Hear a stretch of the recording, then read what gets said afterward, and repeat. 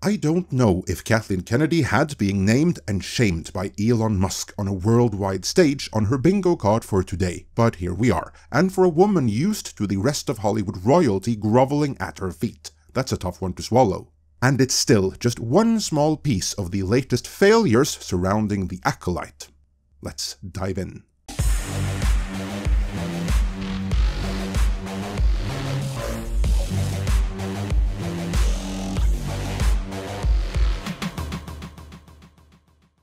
If anyone ever thought all the diversity, equity and inclusion on display in The Acolyte was ever going to appeal to any new audiences, let alone established fans, and cause everyone to come together in newfound peace, love and harmony, it's time to get disabused of those notions.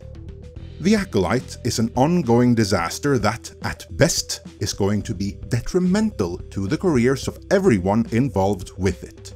Even the critics are increasingly starting to turn on it, and as we have always pointed out as being the case whenever a major studio releases a high-profile series like this that is too big to fail, quite a few of the reviews from professional critics that are billed as positive actually read as quite negative. This has not escaped the attention of Forbes' Eric Kane, who has previously referred to his fellow peers of professional critics as crazy for, in not so many words, towing the line for The Acolyte. In his most recent piece, The Acolyte Rotten Tomatoes score keeps falling, and maybe it should if we ever hope to find balance in the Force, he writes. There is a great disturbance in the Force. When it comes to fandoms, few are as divided as Star Wars, where it seems every new release or announcement is met with its very own little culture war. It's only getting worse, and it's not hard to see why. Though here I would hasten to add that the Star Wars fanbase really isn't all that divided. There's the Star Wars fans of old, which is dead set against the more propagandistic projects to have been released under the Disney regime. And then there are the proponents of these more propagandistic Disney projects. And these proponents generally aren't all that interested in Star Wars in the first place, they're in it for the messaging. Alternatively, if they do have some fleeting interest in Star Wars, they're still activists first, and want to see Star Wars theories head on a spike for not being down with the neo-Marxist messaging. Because that's the kind of people who are attracted to this brand of Star Wars. More on that in the next video. Kane is correct in pinpointing where the fault for this fracturing of the fan base comes from though, as he continues, that's a top-down problem in many respects. Which is exactly right, and in this case that is code for that it's a Kathleen Kennedy problem, as she's the top of Lucasfilm. He then proceeds to detail her biggest hits. Disney's sequel trilogy was a jumbled mess. Even its various creators couldn't agree on where the story was going, let alone what this new, revived version of Star Wars ought to become. I'm still baffled that Kathleen Kennedy and J.J. Abrams and the rest of the sequel trilogy shot callers didn't come up with a coherent 3-movie story from the get-go. It's one of the great unforced errors of modern cinema, so much potential squandered. As a Star Wars fan since as far back as I can remember, it's just another heartbreaker. But hey, somehow Palpatine returned. From there, he praises the first good thing to come out under Disney Star Wars, namely Jon Favreau's The Mandalorian, before detailing how it all went to hell in the aftermath of The Mandalorian's second season, which I would like to point out corresponds with the firing of Gina Carano. Between that and the rise of Palpatine, Star Wars was a dead brand, it just didn't know it yet. He then continues with the rest of the Kathleen Kennedy's Greatest Hits compilation. The much-hyped Obi-Wan Kenobi with Ewan McGregor reprising his role as the popular Jedi Master in hiding fell flat. Many observed that there was about enough story in the series to fill one decent movie. The rest was filler, and the young Princess Leia was a massive misfire. More's the pity. Ahsoka had its moments, which I would interject was whenever Ray Stevenson was on screen, but Dave Filoni's attempt to make the leap from Rebels and Clone Wars to live action never quite worked. Something was lost in translation. Only Andor really stuck the landing thanks to its incredible writing and production values. And here I'd like to interject that Dave Filoni had nothing to do with it, that just might have had something to do with it as well. But it was headier stuff than many Star Wars fans were accustomed to, and many passed. That's code for that those who saw it liked it, but the fan base was so dismayed and burned out on messaging by them that hardly one ever saw it.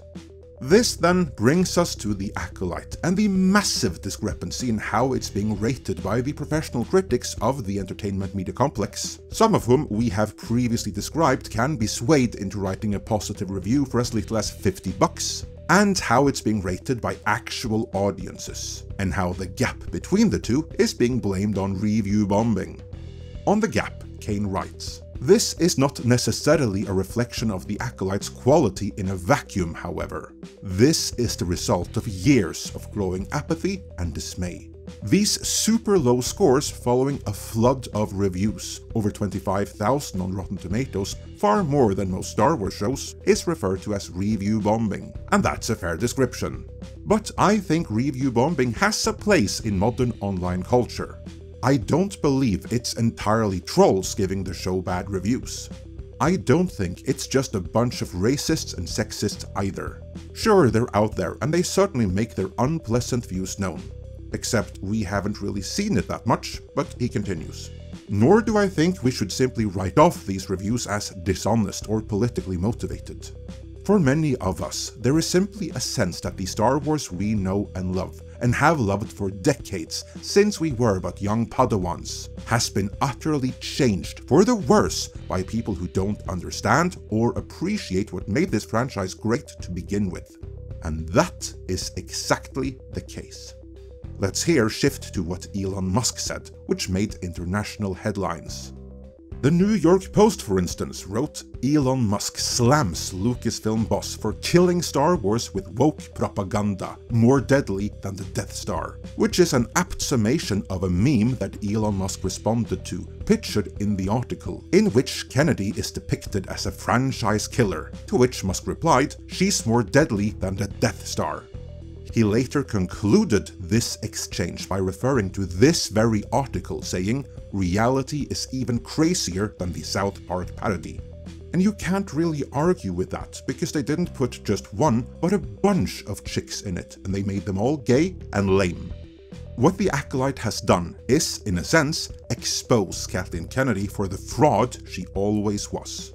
On paper, she has produced some of the greatest movies of all time, something which anyone in the industry will repeat as a mantra. But as we all know, she was only there because she was dating Frank Marshall, not because of anything she actually brought to the table in her own right. Leave the dating Frank Marshall aspect out of it, and you, me, and everyone else watching this video could have done what she did as good or better. I mean, cooking coffee, or calling the city council to request a bridge being shut down isn't that hard when you can say you're calling on the behalf of Steven Spielberg.